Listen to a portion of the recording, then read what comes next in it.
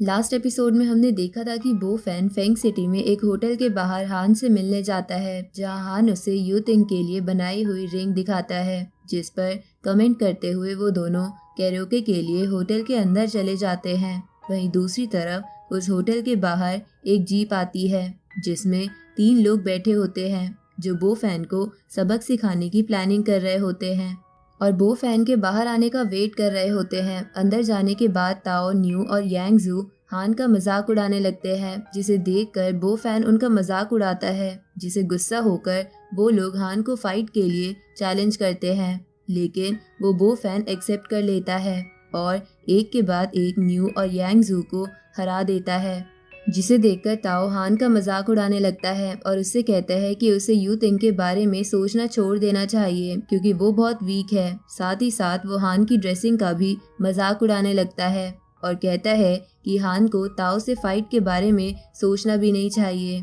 क्योंकि अगर हान ने ताओ से फाइट की तो वो जिंदा भी नहीं बचेगा। अब आगे तो एपिसोड की शुरुआत में ताओ अपने दोनों साथियों के साथ हान का मजाक उड़ाता है और हान को वार्न करता है कि वो यू तिंग से दूर रहे, क्योंकि ताओ यू तिंग को पसंद करता है और यू तिंग कभी भी हान के साथ नहीं जाएगी, तो बेहतर यही होगा कि हान घर जाके रोए और यहाँ कभी वापस ना आए। ये सुनकर हान को बहुत गुस्सा आता है और वो ताओ की तरफ बढ़ता है,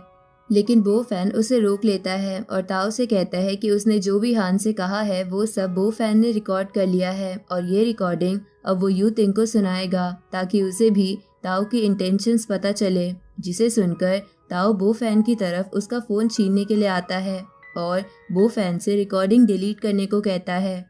लेकिन वो ऐसा नहीं कर पाता और बो फैन उसे पीछे पुश कर देता है। जिसके बाद ताओ बो फैन से पूछता है कि वो क्या चाहता है और बो फैन ताओ से कहता है कि वो वीडियो तभी डिलीट करेगा जब ताओ और उसके दोनों साथी हान से माफ़ी मांगेंगे, नहीं तो यू तिंग आने ही वाली है और वो रिकॉर्डिंग यू तिंग को सुना देगा। ये सुनकर ताओ डर जाता है और हान से माफ़ी मांगता है, लेकिन बो फैन कहता है कि उसे सुनाई नहीं दिया तो ताओ को अच्छे से माफ़ी मांगनी चाहिए। ऐसा बोलकर बो फैन ताओ से 3 बार माफ़ी मांगने को कहता है। फिर बो फैन ताओ से कहता है कि वो अपने साथियों को भी हान से माफ़ी मांगने को कहे, जिसके बाद न्यू और यांग जू भी हान से माफ़ी मांगते हैं।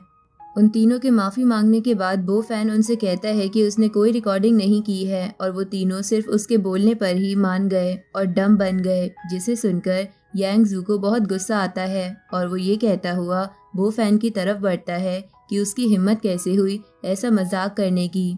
तभी न्यू और ताओ यांग जू को रोक लेते हैं और न्यू यांग जू से कहता है कि मिस्टर मा की जगह पर फाइट करना सही नहीं रहेगा और वो बो फैन और हान को बाद में सबक सिखाएंगे। जिसके बाद वो तीनों वहां से चले जाते हैं और दूसरी तरफ बैठ जाते हैं। उन तीनों के जाने के बाद हान बो फैन से कहता है कि उसने उन तीनों को अच्छा सबक सिखाया, जिसे सुनकर ताओ उनकी तरफ देखता है और कहता है कि बो फैन को अपनी नॉलेज पर घमंड नहीं करना चाहिए, क्योंकि ये प्लेस मिस्टर मा की है जो उससे कहीं ज़्यादा स्किल्ड है। जिसके बाद वो तीनों मिस्टर मा की तारीफ करने लगते हैं, जिस पर बो फैन उनसे कहता है कि अगर मिस्टर मा अच्छे हैं तो वो उनके लिए अच्छा है, ताओ और उसके साथियों का इसमें क्या रोल। जिसे सुनकर ताओ को गुस्सा आ जाता है, लेकिन तभी वहाँ यू तिंग आ जाती है, जिसकी वजह से वो बो फैन को कुछ नहीं कहता। वहीं दूसरी तरफ यू तिंग अपनी दोस्त शी को लेके आती है और आते ही ताओ से पूछती है कि वो लोग इस तरह क्यों खड़े हैं।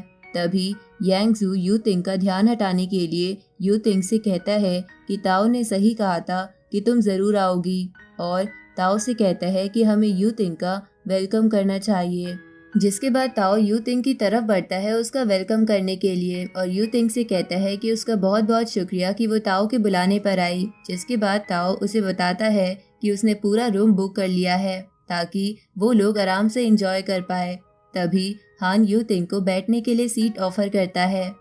लेकिन तभी ताओ यू तिंग को मिडिल सीट पर बैठने को कहता है, क्योंकि वहाँ से व्यू अच्छा आएगा। जिसके बाद सभी लोग बैठ जाते हैं और सबके बैठते ही ताओ यू तिंग से कहता है कि उसका बर्थडे है, इसलिए ताओ ने उसके लिए एक स्पेशल सरप्राइज प्लान किया है। फिर वो हान से कहता है कि क्योंकि हान गेस्ट है इसलिए वो पहले दिखाए कि वो यू तिंग के लिए क्या बर्थडे गिफ्ट लाया है।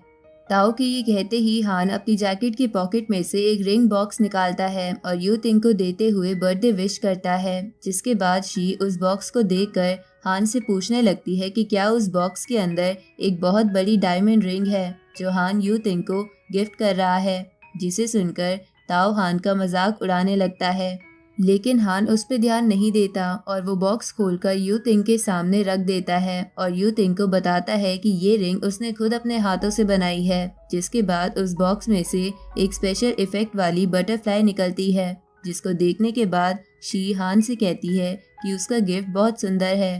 पर हान यू तिंग के बर्थडे पर क्या उसे सिर्फ सिल्वर रिंग देगा। जिसके बाद ताओ फिर से हान का मजाक उड़ाने लगता है और यू तिंग किसी की ना सुनते हुए वो रिंग बॉक्स से निकाल कर पहन लेती है और कहती है कि उसके लिए गिफ्ट की वैल्यू इम्पोर्टेंट नहीं है और साथ ही साथ वो उस रिंग की तारीफ भी करने लगती है और हान से पूछती है कि क्या सच में हान ने उसे खुद बनाया है। तभी हान कहता है कि वो इसमें स्किल्ड नहीं है, लेकिन ये रिंग उसने खुद बनाई है।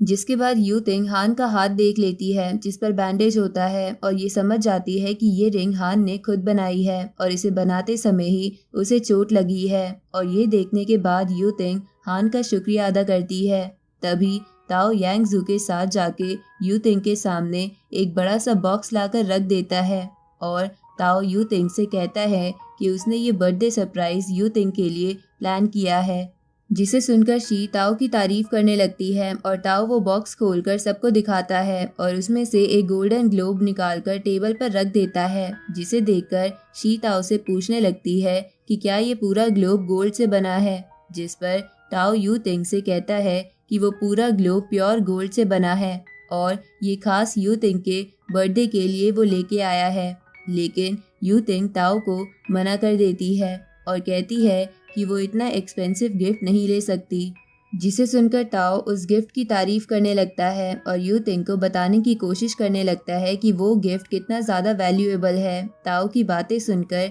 वहाँ बैठे हान और बो फैन एक दूसरे को देखकर हंस रहे होते हैं। तभी ताओ यू तिंग को उसकी गर्लफ्रेंड बनने के लिए पूछता है, लेकिन हान ताओ के नॉलेज को क्वेश्चन करने लगता है और यू तिंग को बताने लगता है कि उसे प्लैनेट की ज़्यादा नॉलेज है। जिस पर यू तिंग उससे पूछती है कि क्या वो वर्ल्ड की बहुत सारी प्लेसेस घूम चुका है और हान उसे बताता है कि वो काफ़ी सारी जगह जा चुका है, इसलिए उसे काफ़ी अच्छी प्लेसेस के बारे में पता है और अगर यू तिंग चाहे तो वो साथ में हॉलीडे पर जा सकते हैं जहां हान उसे सबसे अच्छी प्लेसेस पर घूमने ले जाएगा। तभी गुस्से में ताओ ग्लास में रखी ड्रिंक पीता है और उसके पेट में बहुत तेज दर्द होने लगता है। जिसे देखकर बो फैन ताओ की तरफ उसे ठीक करने के लिए नीडल फेंकता है, जिसके लगते ही ताओ का दर्द एकदम ठीक हो जाता है। जिसके बाद ताओ बो फैन से पूछता है कि क्या वो एक डॉक्टर है, लेकिन बो फैन कहता है कि उसे बस मेडिसिन के बारे में थोड़ी नॉलेज है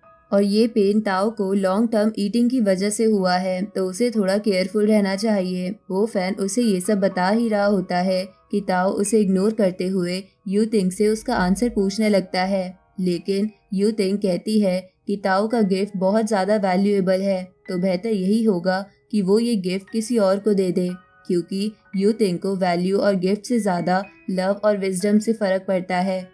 ये सुनकर ताओ यू तिंग को कन्विंस करने की कोशिश करता है कि तभी वो फाट कर देता है। जिसके बाद बो फैन उसे कहता है कि उसने ताओ से कहा था कि वो केयरफुल रहे, लेकिन फिर भी ताओ उसे इग्नोर करते हुए अपना पॉइंट प्रूव करने की कोशिश करता है कि तभी दोबारा वो फाट करता है। जिसके बाद ताओ उस रूम से पेट खराब होने की वजह से भाग जाता है। जिसके बाद न्यू और यांग जू ताओ की साइड लेने लगते हैं और बो फैन को गलत बताने लगते हैं। जिसे सुनकर यू तिंग उन दोनों को रोकती है और इसी के साथ ये एपिसोड यहीं ख़त्म होता है।